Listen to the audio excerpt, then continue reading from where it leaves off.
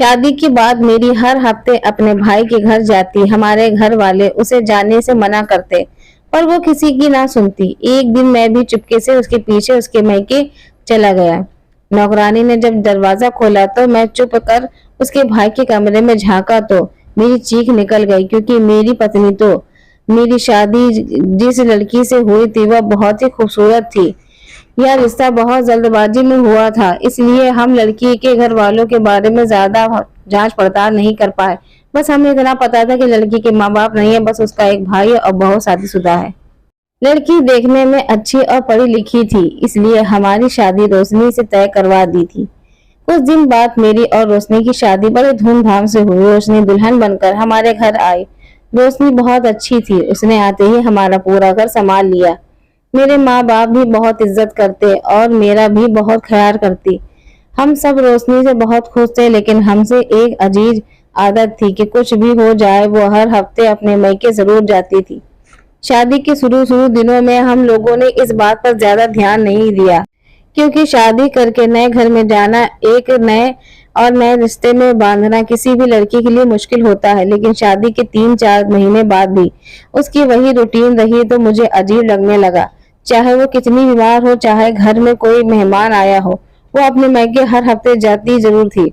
मैंने उसे कई बार समझाया था कि हर हफ्ते मैके जाना अच्छी बात नहीं, और सबसे अजीब बात तो यह गलती कि अगर मैं आपके साथ जाना चाहता तो वो राजी नहीं होती। वो अपने मैके अकेले ही जाना पसंद करती। शादी के शुरुआती दिनों में वो कभी अब कभार मेरे साथ चली जाती थी, लेकिन जैसे जैसे वक्त गुजरता गया उसने मुझसे कहा कि वो अकेली ही जाएगी। इस रवैये में मुझे बहुत गुस्सा आता, लेकिन वो हम लोगों से के साथ इतने अच्छे से पेश आती कि ना चाहते हुए भी मुझे अपने गुस्से पर कंट्रोल करना पड़ता। लेकिन कब तक मैं अपने गुस्से पर कंट्रोल करता, लेकिन क्योंकि किसी भी आदमी के लिए यह सब बर्दाश्त करना मुश्किल हो जाएगा जब उसकी पत्नी उससे बातें छिपाने लगेगी। कभी कभी मैं सोचता था कि वो अपने मायके का कहकर कहीं और जाती।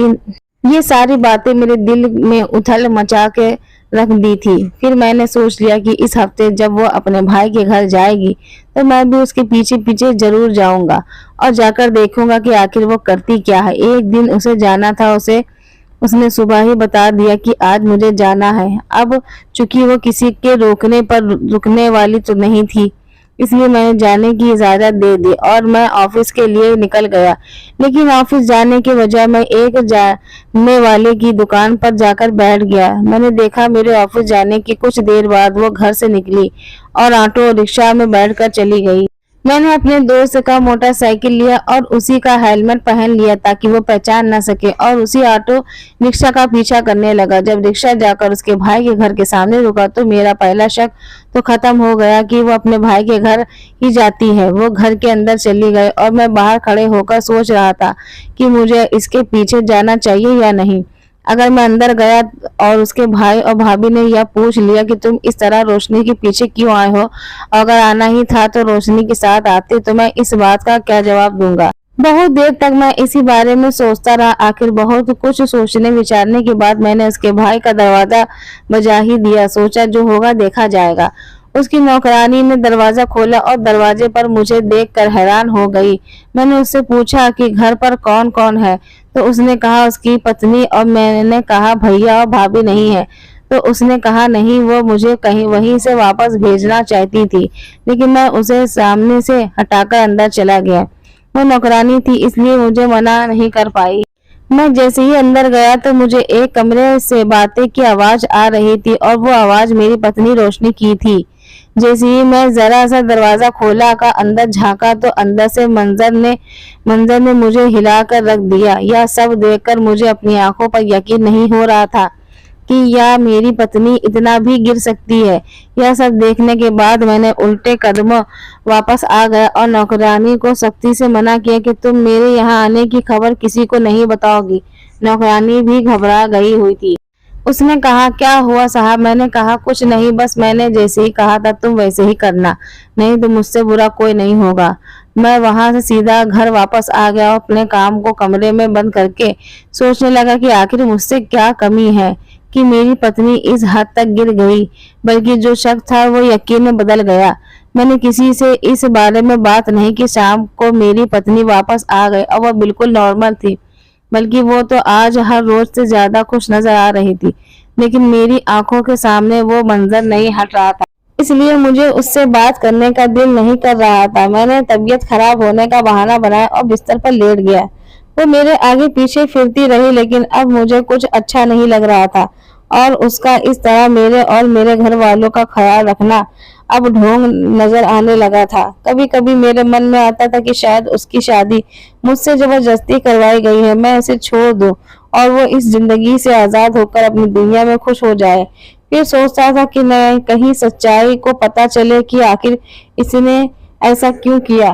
यही सच सोचते सोचते एक हफ्ता गुजर गया और मेरी जिंदगी में मुझे एक और चौंकाने वाली खबर मिली। यह खबर अगर नॉर्मल हालात में मिली होती तो मैं खुश होता, क्योंकि मेरी पत्नी माँ बनने वाली थी और मुझे उस बच्चे पर भी शक था कि शायद ये बच्चा मेरा भी होगा कि नहीं। फिर मैंने सोचा कि चलो मैं इसके साथ ये पूरे 9 महीने अच्छे से रहता हूँ, इसे किसी भी बात की भनक नहीं लगने दूंगा कि मुझे उसकी काली करतूत पता चल गई है। और फिर जब 9 महीने बाद बच्चा हो जाएगा तो डीएनए टेस्ट करवाकर पता कर लूंगा कि बच्चा किसका है। मेरे दिमाग में बस यही बातें चल रही थी कि आखिर उस दिन कमरे में कौन था। एक दिन जब मेरी पत्नी रोशनी मायके में से घर चली गई आई तो मैं उसके मायके गया। नौकरानी तो वापस घर जा चुकी थी, बस उसकी भाभी घर पर थी। वहां बैठने के कुछ देर बाद उसका भाई घर आ गया। उसका भाई का एक हाथ से अपाहिज था, लेकिन अपाहिज होने के बावजूद भी अपनी अपनी रोजी रोटी के लिए नौकरी करता था। मुझे उसके भाई का पर फक्र था और इसी वजह से मैं अपनी पत्नी को अभी तक छोड़ नहीं पा रहा था। नहीं तो उस दिन कमरे में जो वो कर रही थी वो सब मेरे लिए क्या किसी भी मर्द के लिए बर्दाश्त के बाहर था और मैं उसे कब का छोड़ चुका होता। लेकिन उसके भाई के बारे में सोचकर रुक जाता कि कितनी मेहनत से वो अपना घर चलाता है और अपनी पत्नी सारी जमा पूंजी लगाकर धूमधाम से अपनी बहन की शादी की है और उसकी बहन न जाने क्या खेल खेल रही है। इसलिए मैं चाहता था कि मैं अपनी पत्नी की सारी करतूतों अच्छी तरीके से पता कर लगाकर सारा सच सबूत के साथ सबके सामने लाऊं, कि बाद में मुझे पछताना ना पड़े कि बिना जांच पड़ताल के लिए मैंने अपनी पत्नी पर सवाल उठाया। क्योंकि कहते हैं कि कभी कभी आंखों से देखा हुआ भी झूठा हो जाता है। धीरे धीरे वक्त गुजर रहा था और मैं अपनी पत्नी का बहुत ख्याल रखने लगा था, क्योंकि अगर वो अच्छा होने का नाटक कर सकती तो मैं भी कर सकता हूँ। मेरे घर वालों को लग रहा था कि मैं बच्चे की वजह से उसका ख्याल रखता हूँ। मेरे घर वाले भी बहुत ख्याल रखते थे और सोचने वाली बात यह थी कि प्रेगनेंसी के दौरान भी वह अपने भाई के घर जाने से चुकती नहीं थी। वे हर हफ्ते अपने भाई के घर जाती, न जाने क्या चक्कर था और मेरे घर वाले उसे कई बार मना कर चुके थे कि अभी इस हालत में तो मत जाओ या अपने भाई भाभी से कहो कि वह लोग आकर तुमसे मिल ले। लेकिन मेरी पत्नी रोशनी कहती कि नहीं, मुझे ही जाना, चाहे मैं 1 घंटे के लिए ही जाऊं, लेकिन मुझे ही जाना है। कभी कभार रूटीन चेकअप के लिए जब डॉक्टर के पास जाती तो मुझसे कहती कि आप घर चलो, मैं अपने भाई के घर होकर आऊंगी। हैरत की बात तो यह थी कि अगर आपके घर वाले इससे इतना ही प्यार करते थे तो उन लोगों को भी तो फर्ज बनता है कि वो लोग इस हालत में उसका हालचाल लेने आ जाते। लेकिन वो लोग हमारे घर नहीं आते थे। हाँ, कभी कभार किसी मौके पर आ जाते थे। मैंने उन लोगों के इस बारे में कोई दफा बात भी नहीं की थी कि आप ही लोगों रोशनी से मिलने आया करिए। तो उसका भाई कहता कि बेटी के घर बार बार आना अच्छी बात नहीं है। उसके भाई की बात पर मुझे हैरत होती कि एक ही माँ बाप के 2 बच्चे हैं। एक अच्छा इतना खानदानी है कि छोटी छोटी बातों का भी ख्याल रखता है और एक इतनी गिरी हुई कि अपने भाई भाभी के अपने पति को धोखा दे रही है। मुझे बस इस बात का इंतजार था कि जो कुछ भी मैंने अपनी आंखों से देख रहा था वह सच था या नहीं, क्योंकि मेरी पत्नी को देखकर किसी भी अंदाज से यह नहीं लगता कि वे मुझे पसंद नहीं करती है। वो मेरे माँ बाप के साथ ही बहुत अच्छी ही रहती थी। अगर उसकी जिंदगी में कोई और रहता तो यकीनन वो मेरे घर बस वक्त गुजारती ही करती। अब तो मैं उसके साथ भाई के घर जाने पर बहुत नाराज होता, पर वो किसी की एक ना सुनती और वहां से आने के बाद हम सच के साथ साथ इस तरह पेश आती कि हम लोग ना चाहते हुए भी अपनी नाराजगी खत्म कर लेते। डॉक्टर ने उसे बेड रेस्ट के लिए बोल दिया। अब उसकी जिद थी कि वह वक्त वो अपने भाई के घर में गुजारे और उसका बच्चा भी वहां ही पैदा हो। लेकिन मेरी माँ इस बात के लिए बिल्कुल तैयार नहीं थी, क्योंकि हमारे घर का रिवाज था कि बहू का पहला बच्चा ससुराल में ही पैदा होता है, मायके में नहीं। इस बात को लेकर हमारे घर में थोड़ी बहुत कहासुनी भी हो गई, क्योंकि वो हर हाल में मायके रहना चाहती थी और मेरी माँ उसे जाने नहीं देना चाहती थी। इस बात पर मैं भी बहुत गुस्सा हुआ कि ऐसी क्या बेकरारी है कि हर सूरत में तुम जाना चाहती हो। तुम्हें किसी और की शर्तों का ख्याल नहीं? अगर भाई भाभी से मिलना ही है तो वो लोग खुद आ सकते हैं। लेकिन भाई भाभी से मिलने का एक बहाना ही था और यह बात सिर्फ मैं जानता था। मैंने दिल में ठान लिया था कि वो चाहे कुछ भी हो जाए, मैं उसे उसके मायके नहीं जाने दूंगा, चाहे कितनी भी बेकरारी दिखाए। अगर इसका आशिक भी इसके लिए इतना ही बेकरार होगा तो हमारे घर जरूर आएगा और मैं उसके रंगे हाथों पकड़ लूंगा। हम सबके जिद करने पर और वह अपनी भाभी के सामने पर रुक गई, लेकिन वह बहुत परेशान रहती, जैसे उसका कुछ खो गया हो। हम बार बार उसकी परेशानी की वजह पूछते, लेकिन वो कुछ नहीं बताती और कुछ दिन बाद हमारे घर में एक बहुत खूबसूरत बेटी पैदा हुई। मेरे माँ बाप उस बच्ची को देखकर बहुत खुश हुए। उसकी सूरत ही ऐसी थी, जो भी देखता उसे प्यार किए बिना नहीं रह पाता। लेकिन मैं अपने दिल को शक का क्या करता। मुझे नहीं लगता कि ये बेटी मेरी है। हमारे घर 7वें दिन बाद ही बच्चे का बाल उतारवा दिया जाता था, इसलिए रमन ने मुताबिक 7वें दिन जब बच्ची का बाल उतारा तो मैंने उसके कुछ बाल लेकर डीएनए टेस्ट करवाने चला गया। अब मुझे बेसब्री से रिपोर्ट आने का इंतजार था। उस बच्ची की खूबसूरती और मासूमियत मुझे अपनी तरफ खींचती, लेकिन मैं चाह कर भी उसे अपना नहीं पाता था और इसलिए मैं उससे ज्यादा प्यार नहीं करता। सबको यही कहता, इतनी छोटी बच्ची उठाते हुए मुझे डर लगता है और यह एक नॉर्मल बात है। बहुत लोग छोटे बच्चे नहीं उठा पाते। लेकिन बच्चा पैदा होने के 1 महीने बाद एक और नया ड्रामा शुरू हो गया। जब बच्ची का 1 महीने हुई तो रोशनी कहने लगी कि अब मुझे अपने मायके में जाकर रहना है। उसके भैया भाभी भी इसे लेने आए गए। उन्होंने कहा कि अब हम रोशनी को अपने घर ले जाना चाहते हैं। आप लोगों ने बहुत मिन्नतों की इसलिए मेरी माँ ने उसे जाने की इजाजत दे दी। जब रोशनी को पता चला कि उसे मायके जाने की इजाजत मिल गई तो वो जरूरत से भी ज्यादा खुश थी। मैंने सोचा कि जो कुछ भी मैं सोच रहा हूँ, अगर वो सच है तो ये तो उसके मायके उस आशिक से ही मिलने जा रही है। ये सुकून मुझे जीने ही नहीं दे रहा था। इसलिए उसके जाने के तीसरे दिन मैं ही अपनी बेटी से मिलने के बहाने उसके मायके चला गया। काफी देर वहां बैठा रहा, लेकिन उसके किसी भी अंदाज से कुछ ऐसा वैसा महसूस नहीं हो रहा था। लेकिन हैरत की बात यह थी कि उनके घर में सिर्फ एक नौकरानी थी, पर अब उन लोगों ने एक आदमी नौकर भी रख लिया था। मैंने पूछा कि आप लोगों ने एक और नौकर क्यों रख लिया? तो उसके भाई ने कहा, मेरी पत्नी की तबीयत अभी ठीक नहीं है, इसलिए वो ज्यादा काम नहीं कर सकती और ये माँ बेटी भी आई हैं तो काम बढ़ गया, इसलिए हम 2-2 नौकर रखने पड़े। मुझे अच्छे से पता था कि उसके भाई के आमदनी इतनी ज्यादा नहीं है कि वो एक वक्त में 2 नौकर रख सके, तो फिर इन्होंने 2-2 नौकर क्यों रखा? क्योंकि वही हुआ जो मैंने नहीं सोचा था। उसके मायके जाने के 4 दिन बाद डीएनए रिपोर्ट आ गई और रिपोर्ट मैंने सोचा सोच से बिल्कुल खिलाफ थी। वो बच्ची मेरी ही थी। इस बात से मुझे तसल्ली तो मिल गई, लेकिन एक रोशनी भी थी, परेशानी भी थी कि मेरे पति के खिलाफ मेरे पास कोई सबूत नहीं था और सबूत के बगैर मैं उसके खिलाफ कोई एक्शन नहीं ले सकता था।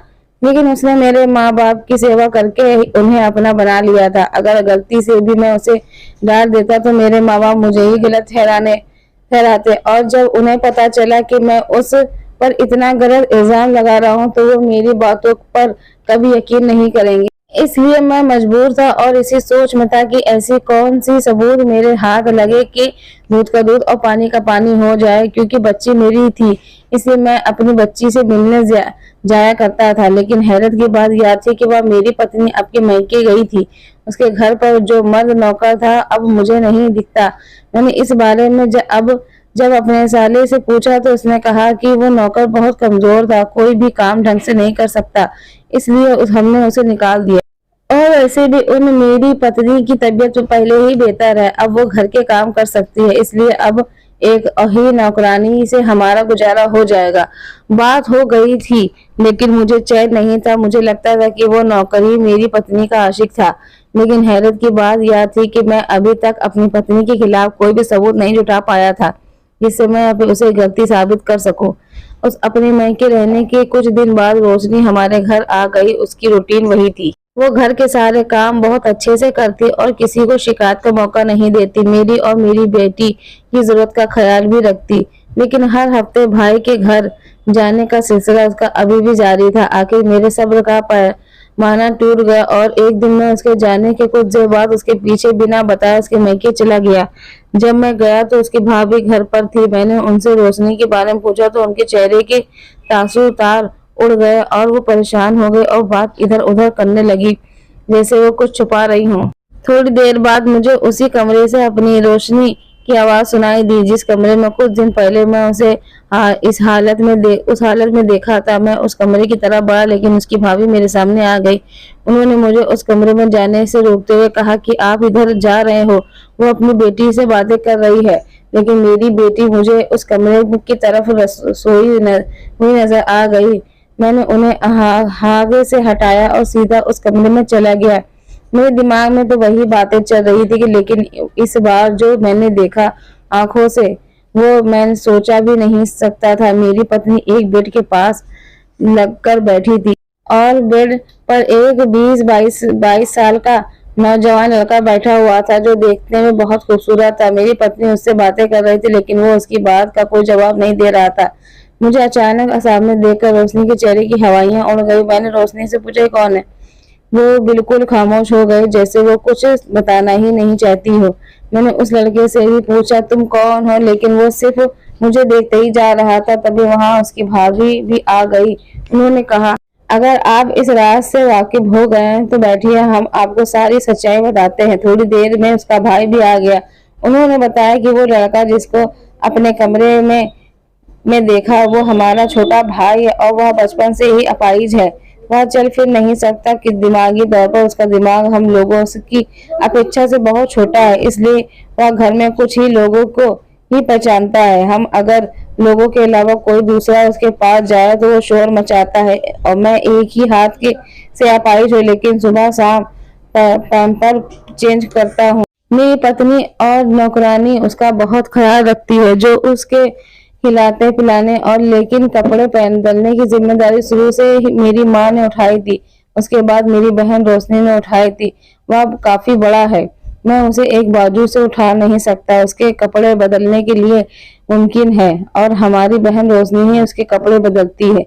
इसलिए आप लोगों के लाख मना करने पर भी रोशनी हर हफ्ते यहाँ आ जाती है ताकि मेरे भाई के कपड़े बदल सके। उसको नहलाने का काम भी यही करती है। जब रोशनी प्रेग्नेंट थी उस वक्त इसकी तबीयत खराब होने की वजह से ये अपने आप को संभाल नहीं सकती थी और आप लोगों ने भी इसे यहाँ आने से मना कर दिया था। तो उस वक्त मजबूरन हमने एक मेल नौकर रख लिया था, लेकिन वो दिन हमारे लिए बहुत मुश्किल थे। नौकर मेरे भाई को अच्छे से नहीं संभाल पाता था, क्योंकि ऐसे बंदे को संभालना बहुत मुश्किल होती है। लेकिन यहाँ तो इस बहन का दिल इतना बड़ा है जो अपने ससुराल के साथ साथ अपने छोटे भाई का भी संभालती है, क्योंकि इतने बड़े लड़के का कपड़ा उसी भाभी बदले या कोई अच्छी बात तो नहीं है। और मैं तो एक हाथ से ही अपाहिज हूँ। लोगों की यह बात सुनकर मैं शर्मिंदा हो गया। मैंने कहा, आप लोगों को यह बात हमें पहले ही बता देनी चाहिए थी। मैं उसे यहाँ पर आने से नहीं रोकता, बल्कि उसकी मदद कर देता। उन लोगों ने कहा, जब हमने यह बात आप लोगों से शुरू से ही छुपाई थी, तो शादी होने के तुरंत बाद अगर बताते तो आप लोग क्या सोचते। इसलिए हमने सोचा था कि जब हमारी बहन आपके घर में अच्छे से एडजस्ट हो जाएगी और उसकी शादी को कुछ दिन हो जाएंगे, तब हम आपको ये बात बताएंगे। मैंने अपनी पत्नी रोशनी से कहा, मैंने कई दफा तुम्हें इस कमरे में देखा जब शायद तुम अपने भाई के कपड़े बदल रही थी। मैंने तुम्हें देखा तो उस वक्त मैंने तुम्हें गलत समझा। मैंने रोशनी की से माफी मांगी और घर जाकर अपने माँ बाप को भी सारी हकीकत बताई। वह लोग यह सब सुनकर हैरान रह गए। यह सब जानने के बाद मैं खुद हर हफ्ते अपनी पत्नी के साथ उसके मायके आ जाता और मिलजुल कर उसके भाई की मदद करता। हमें अपने से ही बात छुपानी चाहिए जो छुप सके, नहीं तो कुछ बातें छुपाना इतना घातक हो सकता है कि हमें अपने रिश्ते की कुर्बानी देनी पड़ती है। तो दोस्तों स्टोरी अच्छी लगे तो प्लीज लाइक, सब्सक्राइब और शेयर करिएगा। चैनल पर नए हो तो सब्सक्राइब कर लीजिएगा। धन्यवाद।